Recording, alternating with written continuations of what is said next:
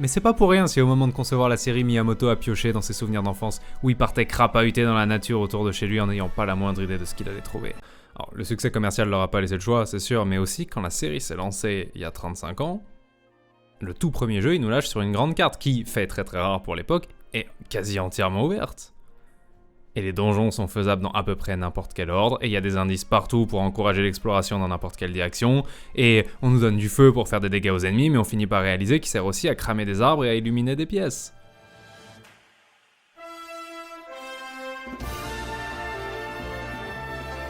Quand la technologie en est encore à des décennies de pouvoir faire des open world immenses et détaillés, tu te concentres sur des trucs que tu peux perfectionner, des donjons mémorables, des boss mémorables, des histoires mémorables.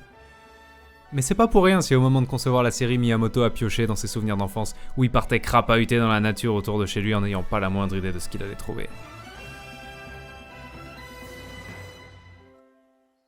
Et j'ai parlé à pas mal de gens pour préparer cette vidéo en leur demandant comment avait été leur expérience sur Breath of the Wild, et la réponse que j'ai eue le plus, c'est on voulait pas s'approcher de l'histoire, ni de près ni de loin, parce qu'on voulait pas que la balade s'arrête.